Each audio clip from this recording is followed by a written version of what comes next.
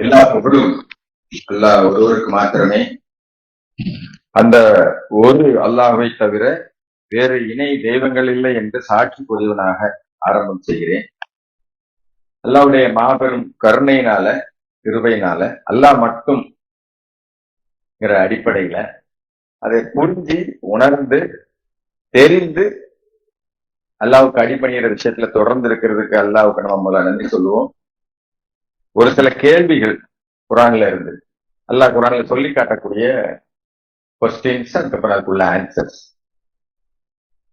அதை பார்த்துட்டு அதுல ஒரு விஷயத்த காமனா அல்லாஹ் சொல்றாங்க. அந்த விஷயத்தை பற்றி தான் நம்ம இன்னைக்கு பார்க்கலாம். இந்த பிரபஞ்சத்தின் ரட்சகரை பற்றி நீங்கள் என்ன நினைக்கின்றீர்கள்? நம்மளை பார்த்து அல்லாஹ் இது இப்ராஹிம் நபியோட ஃபாதரை பார்த்து இப்ராஹிம் நபி கேட்கிற மாதிரி அல்லாஹ் நம்ம குரான்ல சொல்லி காட்டுறாங்க. இந்த பிரபஞ்சத்தின் ரட்சகரை பத்தி நீங்க என்ன நினைக்கிறீங்க? குரான்ல சொல்லக்கூடிய விஷயங்கள் எல்லாமே நம்மளை நோக்கி அல்லாஹ் கேட்கிற மாதிரி தான் நம்ம பார்க்கணும். அதை ஒவ்வொரு வரிசை நமக்காக தான் சொல்லப்பட்டிருக்கு. ஒவ்வொரு இண்டிவிஜுவலுக்கும் இந்த பிரபஞ்சத்தின் ரட்சகரை பற்றி நீங்கள் என்ன நினைக்கின்றீர்கள்? எவரும் அவனை பார்க்கவில்லை என்று அவன் எண்ணிக்கொண்டானா? யாருமே அவனை பார்க்கல அப்படின்னு அவன் நினைச்சிட்டு இருக்கானா? இது ஒரு கேள்வி. முதல்ல தோணுது ஒரு கேள்வி. இரண்டாவது ஒரு கேள்வி, கணக்கு கொடுக்க அவனை எவரும் அழைக்க மாட்டார் என்று அவன் எண்ணிக்கொண்டானா? அவன் அக்கௌண்டபிள் அப்படிங்கிறது அவன் அக்கௌண்டபிள் இல்லைன்னு அவன் நினைக்கிறானான்னு கேட்கிறேன். கணக்கு கொடுக்க அவனை எவரும் அழைக்க மாட்டார் என்று அவன் எண்ணிக்கொண்டானா? மாநிலனானவன் தான் ஒன்றுமே இல்லாமல் போய்விடுவோம் என்று நினைக்கிறானா? சும்மா விட்டுருவோம் நினைக்கிறியா? அவனுடைய எலும்புகளை நாம் மீண்டும் கட்டமைக்க மாட்டோம் என்று மாநிலன் நினைக்கின்றானா? தங்களுடைய இதயங்களில் சந்தேகங்களை தாங்கி இருப்பவர்கள் அவர்களுடைய தீய எண்ணங்களை கடவுள் வெளிக்கொண்டு வர மாட்டார் என்று எண்ணிக்கொண்டிருக்கின்றனரா? நம்முடைய மனசுல நினைக்கக்கூடிய தீய எண்ணங்களை வெளியிலேயே யாருக்கு கொண்டு வர மாட்டார்னு நினைக்கிறீங்களா அப்படின்னு எல்லாம் நம்மளை பார்த்து கேள்வி கேட்கிறார். அவர்களுடைய ரகசியங்களையும் அவங்க செய்யக்கூடிய சதி திட்டங்களையும் நாம் செவியேற்கவில்லை என்று அவன் எண்ணிக்கொண்டிருக்கின்றனரா? அவர்கள் எண்ணிக்கொண்டிருக்கின்றனா? இதுக்கு பதில் உடனே எல்லாம் சொல்றாங்க. இதுல ஒரு விஷயம் காமனா வந்திருக்கும். 7 கேள்வி படிச்சிருங்க. நீங்க நினைக்கிறீங்களா இல்ல எண்ணிக்கொண்டிருக்கிறீர்களா அப்படின்னு நினைப்பை பத்தி, நம்மளுடைய எண்ணத்தை பத்தி தான் இந்த கேள்விகள் போறது. பாவங்களை செய்பவர்கள் நம்ம எப்பொழுதேனும் ஏமாற்றி விடலாம் என்று எண்ணிக்கொண்டிருக்கின்றனரா? பாவம் செஞ்சுட்டு அப்படியே ஏமாத்திட்டு போயிடலாம் நினைக்கிறீங்களா? நாங்கள் நம்பிக்கை கொண்டோம் என்று கூறுவதனால் சோதனையில் ஆழ்த்தப்படாமலே விட்டுவிடப்படுவார்கள் என்று மனிதர்கள் எண்ணிக்கொண்டிருக்கின்றனரா? எல்லாம் மட்டும் நம்புறம்பா அப்படின்னு சொன்னா எந்த சோதனையும் வராது அப்படின்னு மனசு நினைச்சிட்டு இருக்கிறானா? அவர்களில் அதிகமானோர் செவியேற்கின்றனர் அல்லது புரிந்து கொள்கின்றனர் என்று நினைக்கின்றீரா? உங்களை நாம் வீணுக்காக படைத்தோம் என்று எண்ணிக்கொண்டீர்களா? நம்மிடம் நீங்கள் திரும்ப மாட்டீர்கள் என்று, என்கிட்ட திரும்பி வரமாட்டீங்க, சும்மா அதே படைச்சு விட்டுட்டாரு, அவ்வளவுதான், கொஞ்ச நாள் ஆனவன போயிடும் அப்படின்னு நினைச்சிட்டீங்களா? உங்களில் பாடுபடுபவர்களை பிரித்து அடையாளம் காட்டாமல் நீங்கள் தனித்து விடப்படுவீர்கள் என்று நீங்கள் எண்ணிக்கொண்டீர்களா? இதெல்லாம் நம்மளை பார்த்து கேள்வி கேட்கிற மாதிரி இருக்கு. நம்ம இப்படி எண்ணிட்டு இருக்கோமா அப்படிங்கறத நம்ம பார்க்கணும். இதுல காமனா வரக்கூடிய ஒரு விஷயம் என்னன்னா, அந்த தாட் இல்ல திங்கிங் இல்ல நியத்து, எண்ணம். சொல்லுவாங்க எண்ணம் போல் வாழ்க்கை அப்படின்னு சொல்லுவாங்க. என்ன எண்ணமோ அப்படிதான் நம்முடைய வாழ்க்கை அமையும் அப்படின்னு சொல்லி, அது இல்லாம நினப்பு தான் மனுஷன் குழப்ப கெடுக்கும்னு சொல்லுவாங்க. நினப்பு தான் குழப்ப கெடுக்கும். இந்த எண்ணம் இப்போ பெரிய பெரிய பில்டிங்கு, பெரிய பெரிய புதிய கண்டுபிடிப்புகள், இதெல்லாம் யார் மனசுலயோ எப்பமோ தோன்றிய ஒரு எண்ணம் தான், ஒரு நினைப்பு தான், ஒரு தாட்டு தான். அதுதான் ஒரு உருவமாயிருக்கு. இப்படி இருக்கணும் இப்படி இருக்கணும் நினைக்கிற விஷயம் தான் உருவமாயிருக்கு. மனித ஜீவன் வந்து எண்ணங்களால் உருவாக்கப்பட்டது. சைத்தான் என்ன சைத்தானுடைய எண்ணம் என்ன? நம்ம மாதிரி அல்லா மாதிரி என்னால இருக்க முடியுங்கிறது தானே அந்த எண்ணம் தானே. அந்த எண்ணத்தை அல்லா அறிஞ்சிருவார். அதே மாதிரிதான் நாம் மனசுல இவ்வளவு நேரம் கேட்ட கேள்விகள் இருக்கு இல்லையா, இதெல்லாம் அல்லா அறிந்தவரா இருக்காரு. ஈசாட்ட வந்து சொல்லும்போது 5:116 யாரெல்லாம் என்னுடைய உள்ளத்தில் நான் என்ன நினைக்கிறேங்கிறத நீர் அறிவீர், ஆனா உம்முடைய உள்ளத்தில் என்னங்கிறத நான் அறிய மாட்டேன்னு சொல்ல. அதனால எண்ணத்தை பத்தி, எண்ணம் எங்கிருந்து உருவாகுது, எண்ணங்களால் தான் நம்ம வழி நடத்தப்படும். மனிதன் மனதுல நாம் கொண்டிருக்கக்கூடிய எண்ணங்களுக்கு ஏற்பதான் நம்முடைய சூழ்நிலையே அமையுது. அதாவது நம்ம என்ன நினைக்கிறோமோ அதுக்கு தகுந்தாப்புல இப்ப வர்றதுக்கு முன்னாடி ஆபீஸா நடந்தது. நண்பர் சொல்றாரு கீழே போட்டுறாதீங்க, நேரம் கீழே போட்டார். அதாவது நம்ம என்ன நினைக்கிறோமோ அது அங்க நடக்கும். அதனாலதான் அல்ல நல்லதே நினைக்க நல்லதீன ஆகணும் அத்தக்குள்ளாகும் கூழு கவுலன்னு சரிதான். எண்ணம் தான் நம்மளுடைய வார்த்தையா வருது. அந்த வார்த்தை தான் செயலாக மாறுது. செயல்தான் நம்மளுடைய பழக்க வழக்கமா மாறுது. பழக்க வழக்கம் தான் நம்மளுடைய கேரக்டரை பிக்ஸ் பண்ணுது. ஓஹோ அப்படின்னு சொல்லி மனதில் நாம் கொண்டிருக்கும் எண்ணங்களுக்கு ஏற்பதான் நம்முடைய சூழ்நிலை அமைகிறது. நாம் எந்த எண்ணங்களை பத்தி நிறைய ஆராய்ச்சி பண்ணியிருக்காங்க. நம்ம நினைக்கிறது மற்றவங்களுக்கு தெரியாதுன்னு. ஆனா மற்ற படைப்புகள், உயிரற்ற பொருள்கள் கூட எண்ணத்தின் தாக்கம் ஏற்படுத்துமா. உயிர் இல்லாத ஜட பொருள்கள் கூட நம்ம எண்ணத்தை பாதிப்படையும் அப்படின்னு சொல்றாங்க. அப்படிலாம் கண்டுபிடிச்சிருக்காங்க லேட்டஸ்ட் ரிசர்ச். நமக்கு எல்லாருக்கும் தெரியும், நம்ம அடிக்கடி சொல்றதுதான். நீர்ல வந்து எமோட்டோன்னு ஒரு ஜப்பான் ரிசர்ச் வந்து சொல்றாரு. தண்ணீட்ட வந்து பலவிதமான சொற்களை சொல்லி அதெல்லாம் படம் எடுத்து இருக்கு யூடியூப்ல. நீங்க எமோட்டோ வாட்டர் ரிசர்ச் போட்டீங்கன்னா வரும். அந்த தண்ணியை திட்டிக்கிட்டே இருந்தா அதுல ஏற்படக்கூடிய அணுக்கூறுகள் ஏற்படக்கூடிய மாற்றங்கள் என்ன? ஏன்னா இந்த உடல் வந்து 75% பை வாட்டர், 75% மேல தண்ணியால தான் ஆக்கப்பட்டிருக்கு நம்முடைய உடல். இந்த பூமியும் அப்படிதான். இந்த பூமி எல்லாம் வந்து சொல்றாங்க இல்லையா, இந்த பிரபஞ்சத்தினுடைய சாயலா தான் மனுஷனை படைச்சிருக்கேன் அப்படின்னு சொல்றாங்க. அதனால எப்படி தண்ணி சத்து குறைஞ்சுன்னா நம்ம வீக்கா போயிடுவோம். அப்ப அந்த தண்ணி சத்துல வந்து நல்ல எண்ணங்கள் சேர்ந்து இருந்துச்சுன்னா நம்ம உற்சாகமும் ஆரோக்கியமாவும் இருக்கும்.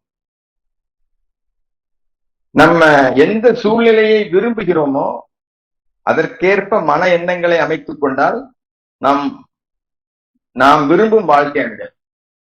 நீங்க எல்லாம் என்ன சொல்றாங்க, நம்பிக்கையாளர்களை பார்த்தா என்ன சொல்ல சொல்றாங்க? அஸ்ஸலாமு அலைக்கும் சொல்லுங்க, வாழ்த்துங்க, அவங்களுக்கு நல்ல எண்ணம் கொள்ளுங்க. அதான் அர்த்தம்.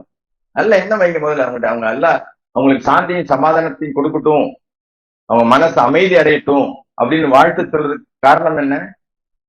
எண்ணம் தான். நம்ம தொழுகிறதுக்கு முன்னாடி எண்ணம் வைங்க, ஒது எடுக்கிறதுக்கு முன்னாடி எண்ணம் வைங்க, எதையா செய்யறதுக்கு முன்னாடி, வாகனத்துல ஏறுறீங்களா ஒரு எண்ணம் வைங்க, எல்லாம் என்னை பாதுகாப்பா கொண்டு போய் சேருங்க அப்படின்னு.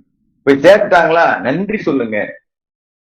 அப்போ நல்லெண்ணம் மூலம் பெறப்பட்ட, இப்ப இதெல்லாம் வந்து குரானை படிச்சதுனால, அல்லாஹ் மட்டும்னு தெரிஞ்சதுனால, தொடர்ந்து அந்த நினைவு ஊரல் நம்ம இருக்கிறதுனால இதெல்லாம் நமக்கு அந்த நேரத்துல ஞாபகம் வருது. பல நேரங்களில் நம்ம பிஸ்மி சொல்லாம சாப்பிட்டுருக்கோம். அல்லது எழுந்திருக்கும் போதுதான் என் பேரை சொல்லுன்னு சொல்றாங்க. எப்போ கீழே உட்காந்து எழுந்திரிச்சாலும் சரி, கட்டில இருந்து எழுந்திரிச்சாலும் சரி, எழுந்திருக்கும் போதெல்லாம் என் பேரை சொல்லுன்னு சொல்றாங்க. ஏன்னா அல்லாஹ்வுடைய உதவி சப்போர்ட் இல்லாம நம்மளால எழுந்திருக்கவே முடியாது, ஒரு கையை கூட அசைக்க முடியாது. அப்போ அந்த எண்ணம் நமக்கு இருக்கணும் இல்லையா? ஹலக்கத்து ஜின்னி வல் இன்சானி இல்லாலி ஆகுதுன்னு சொல்றாங்க. என்ன நினைக்கிறதுக்கு தானே உன்னை படைச்சிருக்கேன்னு சொல்றேன், என்னை வழிபடுறதுக்கு தானே படைச்சிருக்கேன் அப்படின்னு. வாழ்க்கை முழுவதும் கிடைக்கக்கூடிய சந்தர்ப்பத்தை பூரா வழிபாடா மாத்துறதுதான் நம்ம இங்க இருக்கோம். அதுதான் நம்மளுடைய நோக்கம். வாழ்வின் நோக்கமே அதுதான். அல்லாஹ் மட்டும் அப்படிங்கிற அடிப்படையில சரணடைதல முழுமையா நுழைஞ்சிட்டோம் அப்படின்னு சொன்னா எந்த கஷ்டமும் இல்லை. அதனால இந்த நல்லெண்ணம் மூலம் பெறப்பட்ட வெற்றி சரியாக கண்காணிக்கப்பட்டால்தான் நிலைத்து நிற்கும், இல்லைன்னா சறுக்கி விடும். அல்லாஹ் மட்டும்னு வந்துட்டோம் போதுமா? அதுல தொடர்ந்து இருக்கிறதுக்கு என்ன செய்யணும்? எல்லாம் எதெல்லாம் ரெக்கமெண்ட் பண்றாங்களோ, எதெல்லாம் கடமையா செய்யற சொல்லியிருக்காங்களோ அதெல்லாம் செஞ்சிடறோம். எல்லாம் ரெக்கமெண்ட் பண்றத நம்ம செய்யறோமா அப்படின்னு பாரு. இந்த மனுஷன் மகிழ்ச்சியா வாழ்றதுக்கு தான் எல்லாம் நிறைய ரெக்கமெண்டேஷன்ஸ் கொடுக்கும். அது வந்து கண்டிப்பா நீங்க பண்ணணும் கட்டாயப்படுத்த முடியாது யாரும்.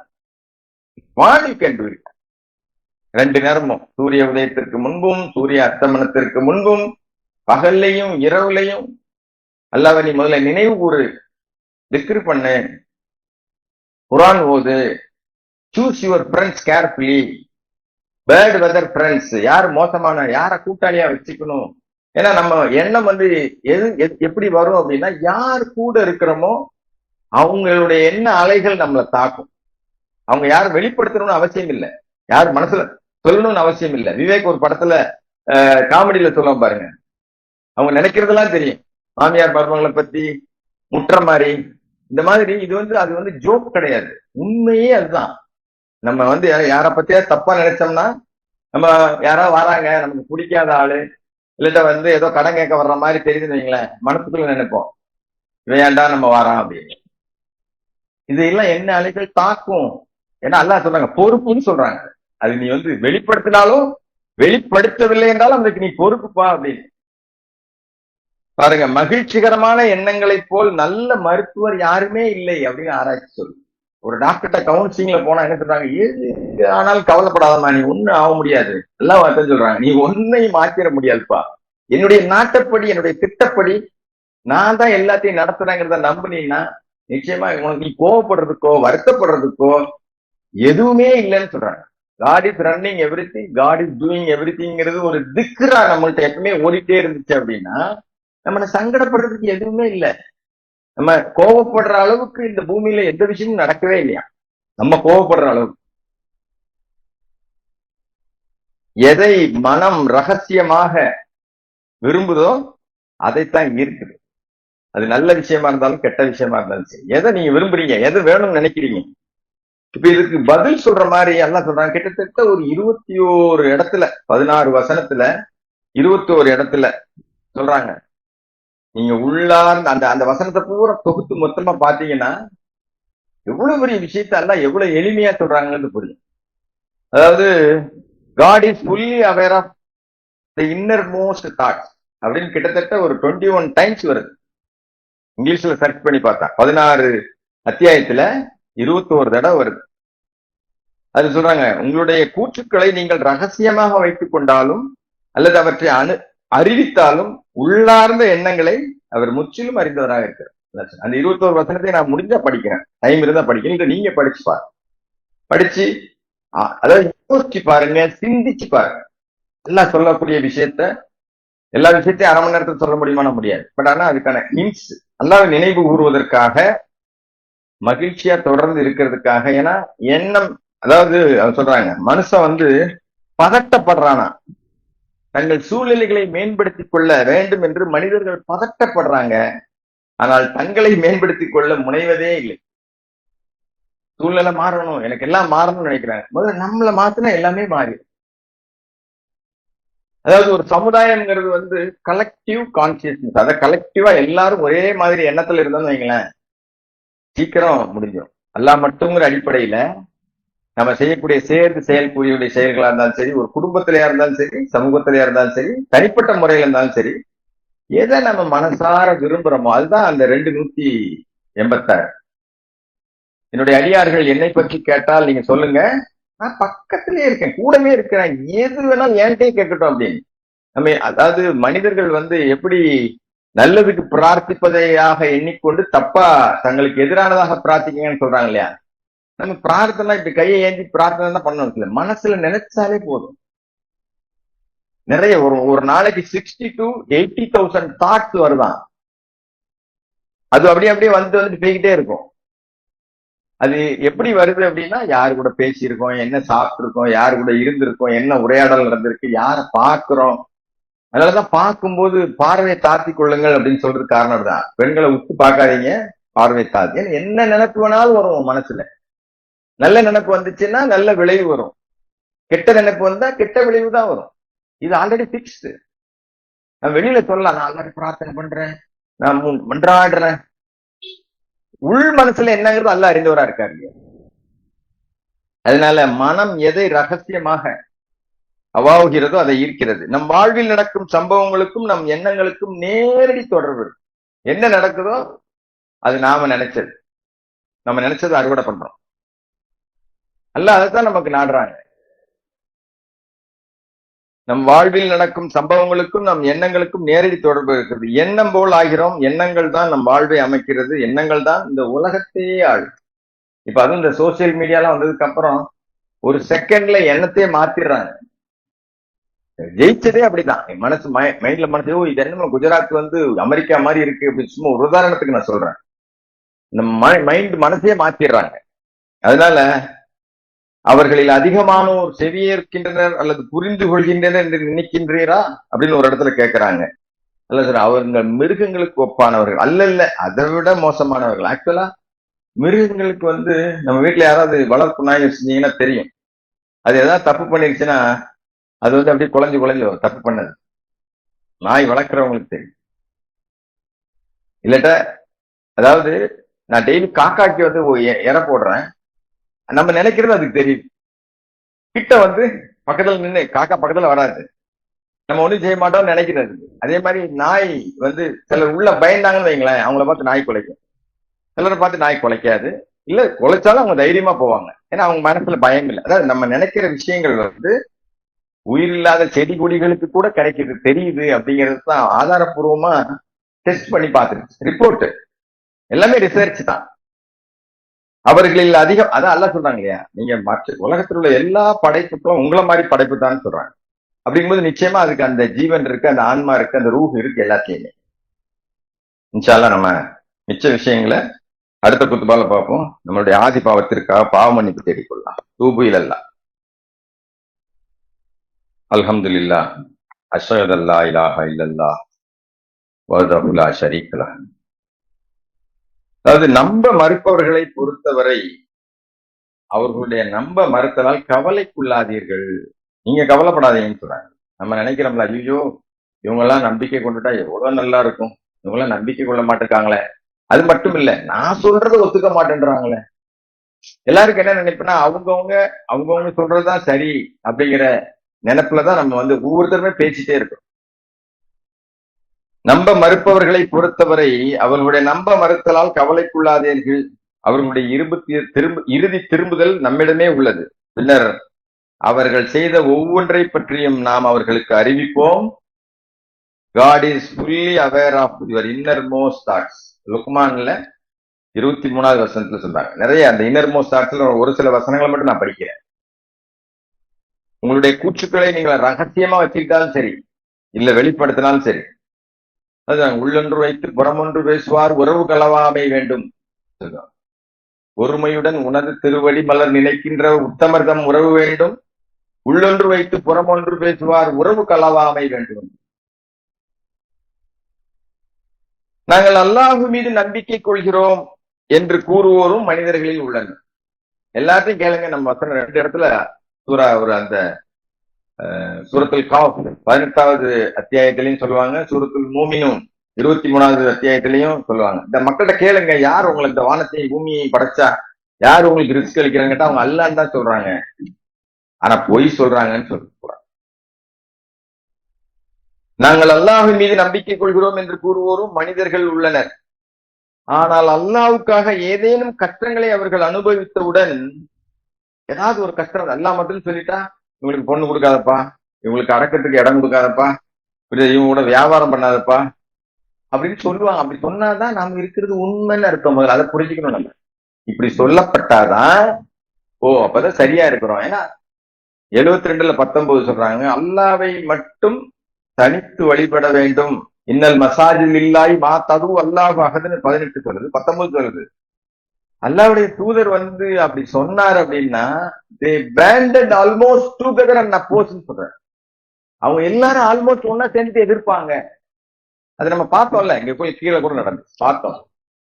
அப்போ ஏதாவது கஷ்டம் வந்துச்சுன்னா என்ன நினைக்கிறாங்க, இல்ல மனிதர்களின் வன் கொடுமையை அல்லாஹுவின் தண்டனையோடு ஒப்பிடுகிறார்கள்.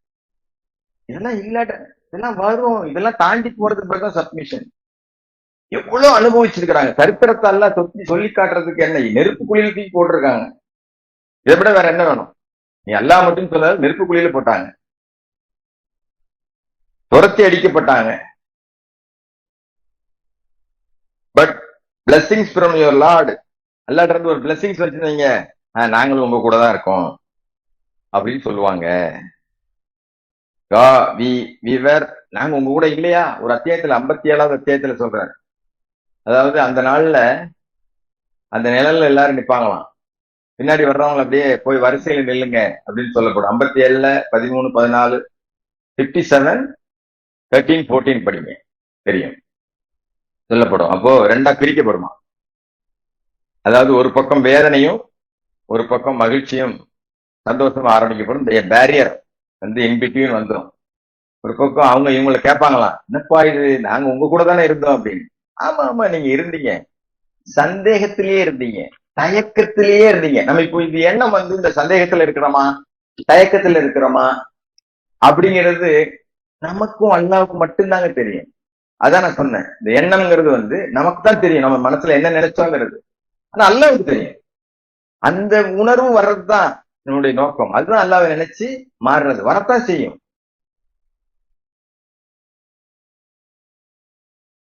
பாதுகாப்பு தேட சொல்லி அது சொல்லிக்கிட்டே இருங்கன்னு சொல்றாரு. 23ஆவது அத்தியாயத்துல வருமே, அதாவது விரட்டப்பட்ட ஷைத்தான் இருந்து நான் பாதுகாப்பு. ரப்பி அவுதுபிக்க மின் ஹமஷாதி ஷயாத்தின் அவுதுபிக்க ரப்பி ஐயக்குரும். இந்த கீப் ஆன் மைண்ட், எப்படி வேணாலும் வருவான், கீழே இருந்து மேல இருந்து இடது பக்கம் வலது பக்கம் நல்லது மாதிரியே இருக்கிற மாதிரியே காட்டுவான். ஆனா அது சரியா, அந்த தாட், ஒவ்வொரு தாட்டும் இது அல்லாட்ட இருந்து வருதா ஷைத்தான் இருந்து வருதா அப்படின்னு நமக்கு தெரியும், டிஃபரன்ஷியேட் பண்ண தெரியும். அதனால God is fully aware of your innermost thoughts. உங்கள் இரட்சகர் உங்களுடைய உள்ளார்ந்த எண்ணங்களை பற்றி முற்றிலும் அறிந்திருக்கின்றார். நீங்கள் நன்னறியை பராமரித்து வந்தால் வருந்துகிறவர்களை அவர் மன்னிப்பராக இருக்கின்றார். அதாவது நம்மளுடைய உள்ளார்ந்த எண்ணங்கள்ங்கிறது வந்து, நான் சொல்ல இல்லையா, நம்ம யாரு கூட இருக்கிறோம். இப்போ தொடர்ந்து யார் யார் இரவிலும் பகலிலும் அல்லாஹ்வுக்கு மட்டும் கட்டுப்படணும்னு நினைக்கிறாங்களோ அவர்களோடு இருப்பதற்கு உங்களை நீங்களே கட்டாயப்படுத்திக் கொள்ளுங்கள். 1828 குரான் குரூப் ஸ்டடின்னு சப்டைட்டில் போட்டிருப்பார். அதாவது தொடர்ந்து கற்றுக்கொள்ளக்கூடிய மனோநிலையிலேயே இருந்தா மட்டுமே தான் சொல்றாரு அந்த ரஷாத் பயான்ல, நான் மறந்துடுவேன், யூ ரிமைண்ட் மீ, நீ மறந்தா ஐ வில் ரிமைண்ட் யூ. இந்த விஷயத்தை Allah is doing everything, Allah is running எவ்ரிதிங்கிற விஷயத்த சதா நம்முடைய மனசுலயே அது ஒரு திக்ரு மாதிரி நம்ம போயிட்டே இருக்கணும். அதே மாதிரி சைத்தான் இருந்து வந்துகிட்டே இருக்கும். ரப்பி அவுதுபிக்க மின் ஹமஷாதி ஷயாத்தின் சொல்லணும்னு அவசியம் இல்லை. பட் இல்ல வேண்டாம், அதாவது ரெண்டு விஷயம் தாங்க, சப்மிட்டரா அப்ஜெக்டரா.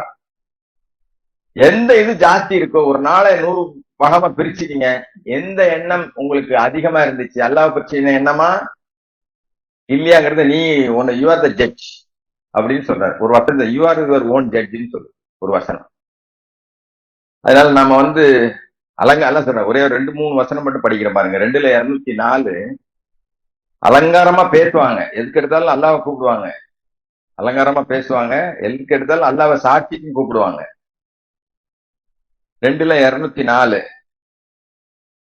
2204 பாருங்க.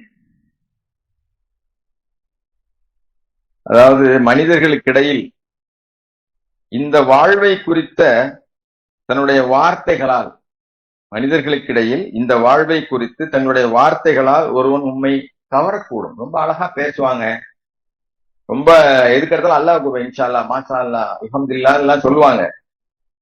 மேலும் அவன் தீவிரமான விரோதியாக இருக்கின்ற அதே சமயம் தன்னுடைய உள்ளார்ந்த எண்ணங்களுக்கு கடவுளையே சாட்சியாக இழக்கக்கூடும். கடன் வாங்கிட்டு கடன் கேட்கும்போது எப்பப்பா தருவேன், இன்ஷா அல்லாஹ் அப்படின்னு சொன்னா நம்ம என்ன நினைக்கிறோம், ஓ இவர் தரமாட்டாங்கிறதுக்கு தான் இன்ஷா அல்லாஹ் சொல்றான்னு நினைக்கிறோம். உண்மையா இல்லையா? எத்தனை பேருக்கு மைண்ட்ல இது வருது, காசை கொடுத்தா இன்ஷா அல்லாஹ் சொல்றேன் அப்படின்னு. இன்ஷா அல்லாஹ் சொல்றது நல்ல விஷயம், ஆனா தரமாட்டான்ங்கிற முடிவுக்கு நம்ம வரோம் பாரு, அந்த எண்ணத்தினாலதான் அவன் தரல, அவ்வளவுதான், ரொம்ப சிம்பிள். இல்ல அவன் எல்லா பேரும் சொல்லிட்டான் தந்துருவான்னு நினைக்கிறேன்.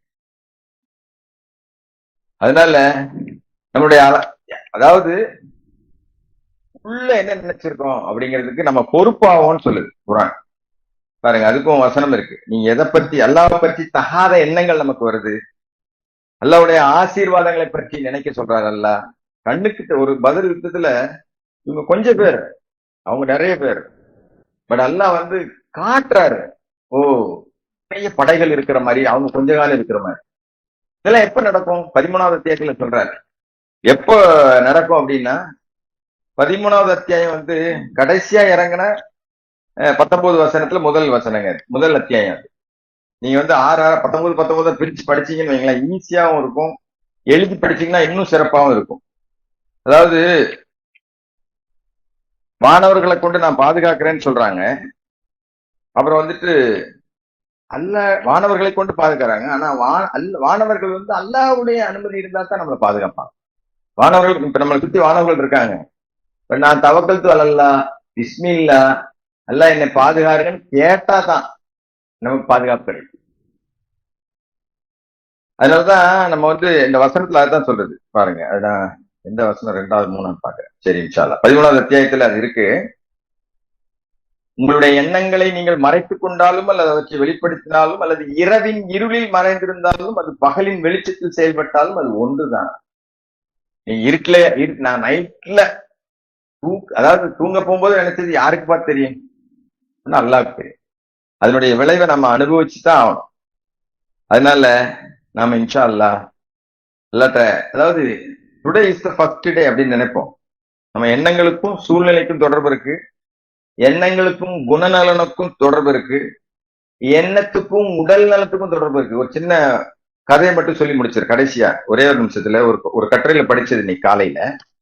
அதாவது அதுல வர்றதை நான் சொல்லிடுறேன். எண்ணங்களுடைய வலிமை என்ன அப்படின்னு. அதாவது ஒரு சமயம் கை கால் முடக்கப்பட்டு மருத்துவம் பெறுவோர் தங்கியிருந்த மருத்துவமனையில இது வந்து டெஸ்ட்காக பண்ணாங்க. தீ பிடிச்சு டெஸ்ட்காக பண்ணது. அப்புறம் சொல்றாங்க அதை தீ பிடிச்சிருச்சு. அங்கிருந்த நோயாளிகள் யாரும் நடக்கக்கூடியவர்களே கிடையாது. எல்லாமே வீல் சேர்ல போறவங்க, இல்ல கைவண்டியில போறவங்க. நெருப்பு நெருப்பு என்ன சொன்னதுன்னா உயிர் தப்புனா போதும் அப்படின்னு சொல்லி எழுந்து ஓட துவைட்டாங்களாம். நடக்க முடியாதவங்க இது முடியும். மருத்துவமனையில் இருந்த இந்த நோயாளிகளை தவிர மற்ற எல்லோரும் 2 பேரை தவிர மற்ற எல்லாரும் உயிர் தப்பிட்டாங்களாம்.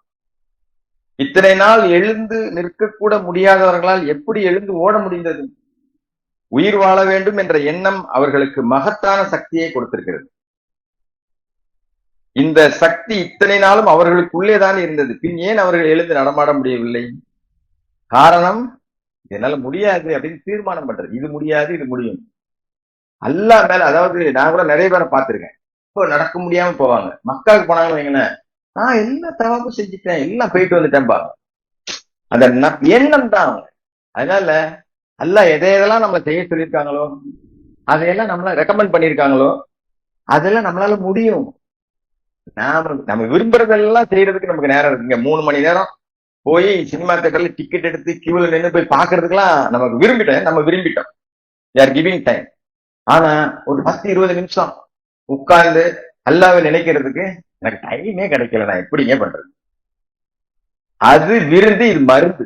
அது இந்த உடலுக்கு வேணா விருந்தா இருக்கலாம், ஆனா இது ஆன்மாவுக்கு மருந்து. எது? அல்லாஹ்வை நினைக்கிறது. அதனால நம்ம ஒவ்வொரு விஷயத்திலையும் முதல்ல நல்ல பாக்குற ஆள்லாம் நல்லா இருக்கணும்னு முதல்ல நினைப்போம் எல்லாருமே. ஆனா என்ன நினைக்கிறோம் நம்ம? யாராவது சிலர் பாருங்க, நஷ்டமாயிடுச்சா அப்படின்னு சிரிப்பாங்க, இல்ல உடம்பு சரியில்லையா அப்படின்னு சிரிப்பாங்க. நம்ம அப்படி இருக்கக்கூடாதுங்கிறத நான் சொல்றேன். எல்லாமே அல்ல, அதாவது நம்ம வந்து இந்த ஆன்ம விடுதலைக்காக தான் இங்க வந்திருக்கிறோம். ஒரு நோக்கம் இருக்கு.